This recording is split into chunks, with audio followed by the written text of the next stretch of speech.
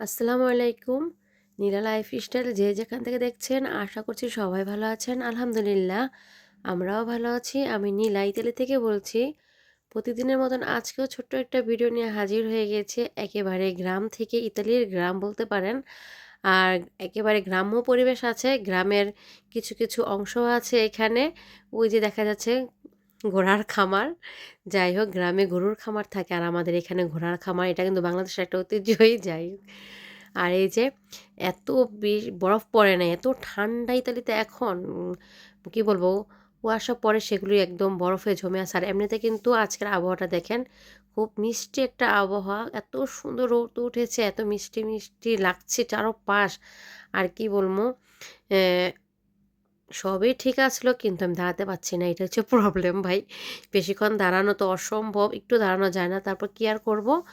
সকালে এই যে নাস্তা বানাবো, এর আগেই হচ্ছে আমি এ যেহেতু ফ্রিজের থেকে মাছ রান্না করব, ফ্রিজ থেকে মাছটা অগ্রিমই নামিয়ে রেখে যাব যাতে বরফটা হালকা ছুটে থাকে। আর এই ফাঁকে আমি আমার ছেলেকে নাস্তাটা বানিয়ে খাওয়াবো আর নিজেও হালকা পাতলা কিছু খাবো। তারপর তো ছেলেকে খাওয়ানো শেষ করেই আমি ডাইরেক্টলি চলে আসছি কিচেনে, কারণ রান্নাবান্না করতে হবে। এখানে রান্না করব গুঁড়া কাচকি মাছ, একেবারে গুঁড়াটা। এটার মধ্যে কিন্তু শুধু কাচকি না, ছোট ছোট চিংড়ি থাকে, ছোট ছোট রূপচাঁদা মাছ থাকে। রূপচাঁদা না, মানে চান্দা মাছ, যেটা যে দেশি চাঁদা, চান্দা মাছ যেটা, ওইটাই।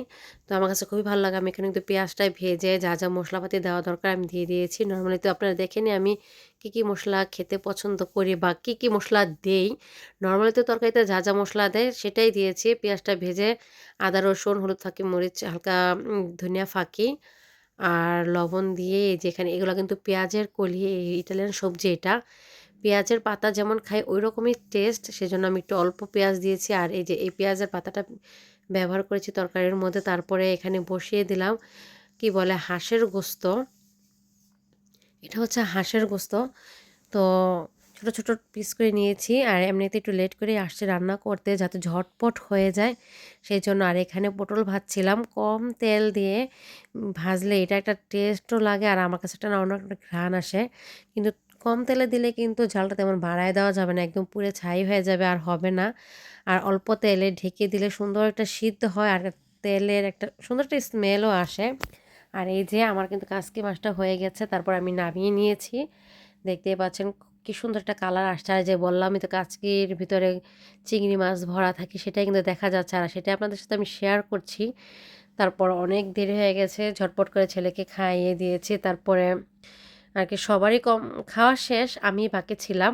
আর এই যে আমি এখন আস্তে ধীরে আমি করে খাবো, মানে আস্তে ধীরে খেতে আমার ভালো লাগে। আমার পছন্দের খাবার যেহেতু, পছন্দের খাবার ধীরে সুস্থেই খাই। তো যাই হোক, এই যে মানে ধীরে সুস্থে বলতে আমি কাজটা সেরেই আসছি। আর এই যে দেখতেই পাচ্ছেন খাওয়া দাওয়া অলরেডি শুরু করে দিয়েছে। পটল ভাজা এত মজা। আর পটলটা কিন্তু আমি নিয়ে আসছিলাম আরও কয়েকদিন আগে, মানে আপনারা তো দেখতেই পেরেছেন প্রায় ১ সপ্তাহ হয়ে যাচ্ছে। এর মধ্যে কিন্তু আমরা ভাজি করে খেয়েছি। আর এই যে ভাজা এই শেষ, একদম শেষ হয়ে গেছে পটল। মানে বেশিদিন না রাখা যায় না, কেমন যেন। ওনাদের কাছে ভালোই থাকে, আমরা আনলে না বেশিদিন রাখতে পারি না। ফ্রিজে আবার থাকলে এমনি তো পানির কারণে না, ওই যে একটু ভিজা ভিজা হয়ে যায়, তারপর নষ্ট হয়ে যায়। তারপরে তো আমি কাচকি মাছটা দিয়ে খাবো। আর আমি তো দেখতেই পেলেন আমি হাঁসের গোস্ত রান্না করেছি, আমি এটা খাবো না, তার জন্য আমি এটা নেই নাই। আমি হাঁসের গোস্ত খাই না।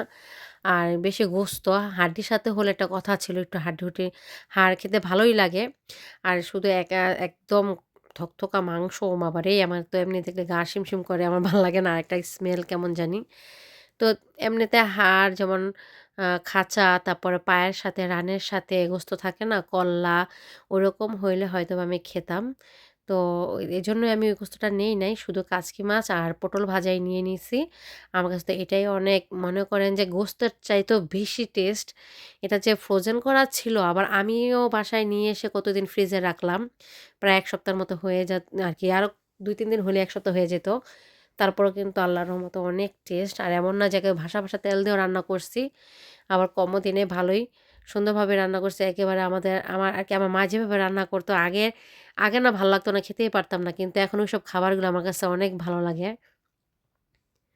সবসময় কিন্তু আবার তেলের খাবার ভাল লাগে না। তো যাই হোক, এই যে আমি কিন্তু একদিন ফেইলড হয়ে গিয়েছিলাম পিঠা বানিয়ে, হয়নি। তো আমি বুঝতে পারছি কি জন্য হয়নি। পানিটাও ভালো করে আমার একটু কম হয়ে গেছিলো শুকনা চালের গুঁড়ি যেহেতু, তো ভেঙে যেত আর আমি চাপ দিতাম না, সেজন্যই আর কি একদম খুলে যেত পিঠাটা নামানোর সাথে, সাথে। তো আমার বড় বোনের কাছ থেকে জিজ্ঞাসা করে অনেক রিসার্চ করে তারপর আমার বড় বোন বলছে যে, "শুকনা চালের গুঁড়া যেহেতু একটু পানি দিয়ে কতক্ষণ ভিজায় রাখো, তারপর বানায়ও, তারপর ঠিক হবে।" তো আমি নারকেল মিঠাই ছাড়াই কিন্তু এটা বানিয়েছি, ট্রাই করলাম। কারণ এখানে আর কি একদিন বানিয়ে নষ্ট করছে, সেজন্য আমি এই রিস্ক নিতে চাচ্ছিলাম না। তারপর শুধুই বানিয়ে দেখলাম যে মাশাআল্লাহ খুব ভালো হইছে। তো এখন বানানোও যায়। তারপর কিন্তু আল্লাহর রহমতে আমি মনে করেন শুরু করে দিয়েছি বানানো। মানে এটা দেখে আমি কনফার্ম যে আমি এখন পারবো। কারণ ওইদিন আমি একটু চাপ দিতে হয়, তো চাপও দিই নাই। ভাবছি যে চাপ দিলে যদি ভিতরটা না হয় সেজন্য। আর আমার বোন বলছে যে একটু শুকনা চালেরই একটু পানি বেশি, একটু হালকা পরিমাণ মতো বুঝে পানি দিয়ে একটু কতক্ষণ ভিজায় রাখো, তাহলে যদি ভালো হয়। কাছ থেকে না দেখলে তো আর বোঝা যায় না। তো যাই হোক, এই যে আমি কিন্তু আল্লাহর নাম নিয়ে শুরু করে দিয়েছি। আর একটু বেশিক্ষণ রেখেছি। বাটিটা দেখতে ছোট দেখা যায়, কিন্তু পিঠাগুলো না পরে দেখি এত বড় হয়ে যায়। আর আমার কাছে মনে হচ্ছে যে পিঠা বানালে তো পিঠার চালগুলো রোয়া, রোয়া দেখা যাবে। ওরকম হয় না কেন? কিন্তু আজকে কিন্তু আলহামদুলিল্লাহ হয়ে গেছে। আর ওইদিন মনে হচ্ছে যে চালের গুঁড়া, শুকনা চালের গুঁড়াটা খাচ্ছি, এরকম মনে হচ্ছিল। আর এই যে দেখেন কি সুন্দর পিঠা হয়েছে, মাশাআল্লাহ আমার সফলতা। আমি কিছুতে সফলতা পেলে আমার কাছে অনেক ভালো লাগে। সামান্য হোক সেটা। আমার কাছে খুবই ভালো লাগে, কারণ আমি সফলতাটা সহজে পাই না। এটা হচ্ছে মূল কথা। সেজন্য আমার কাছে খুব ভালো লাগে। আছে না অল্পতেই অনেকে পেরে যায় বা হইয়া যায়, ওরকম না। তা যাই হোক, একবার নষ্ট হইছে তাতে কি হইছে, আমি তাতেই খুশি। ২য় বার যে হইছে আমার ছেলে অনেক আগ্রহ করে। মানে খেতে পারে যতটুকু আলহামদুলিল্লাহ, না করব না। তারপর ওই যে বলে বা আমারও ইচ্ছা করে। কারণ বাংলাদেশের ঐতিহ্য এই শীতের দিনে এই পিঠাগুলি যদি নাই খেতে পারি কিভাবে হইব? আর মিঠাই নিয়ে আসছি, নারিকেল নিয়ে আসছি। এগুলো সব ফ্রিজে রেখে দিছি, হয় না দেইখা। তো আজকে হয়ে গেছে। তো অবশ্যই জানাবেন আপনারা কেমন পিঠা বানালাম। দেখেন কি সুন্দর হয়েছে, একদম গরম ধোঁয়া, ধোঁয়া উঠছে।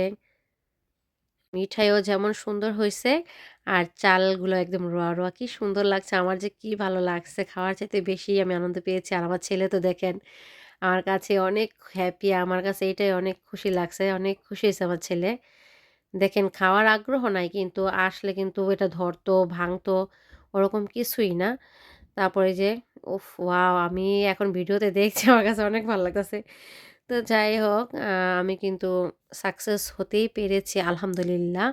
আর এখানে কিন্তু আমি আরো কিছু বানাবো। মানে বানিয়ে যে বেশি করে রেখে দেবো ওরকম না। ইচ্ছা করছে হইছে যেহেতু, আরো যখন মনে চাইবে তখন বানিয়ে খাবো। এই যে আলহামদুলিল্লাহ বানিয়েছি। একটা তো ফেলেই দিলাম।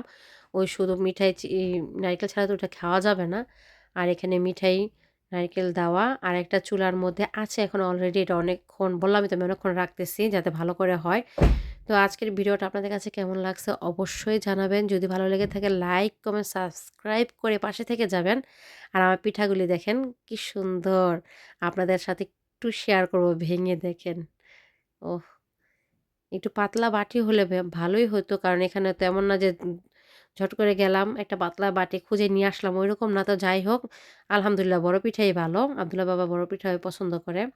আমার কাছেও ভালো লাগে। দেখতেও খুব সুন্দর, ইয়াম্মি। আপনারা বাসায় বানিয়ে খাবেন, ইনশাআল্লাহ ভালো হবে। দেখতেই পাচ্ছেন কি সুন্দর হইছে আলহামদুলিল্লাহ। আমি তো দেখে বারবার মুগ্ধ হচ্ছি দেখেন। আপনারাও জানাবেন কেমন হলো। আমি কিন্তু খাচ্ছি। অনেক মজা হইছে, অনেক মজা জানেন না, অনেক টেস্ট। আল্লাহ যে আমার সফলতা দিছে, মনে করেন আমি ১০০ বার ভাবছি আল্লাহ হবে কিনা হবে না। আর আমি ভাবছি আজকে যাতা দিবই। হোক আর না হোক। তার জন্য ১ম টা একদম যাতা একটু পেস্ট করে তারপরে আরকি দিয়ে ভাপ দিছি। আলহামদুলিল্লাহ খুবই ভালো হয়েছিল। এই তো ছিল। দোয়া করবেন সবাই।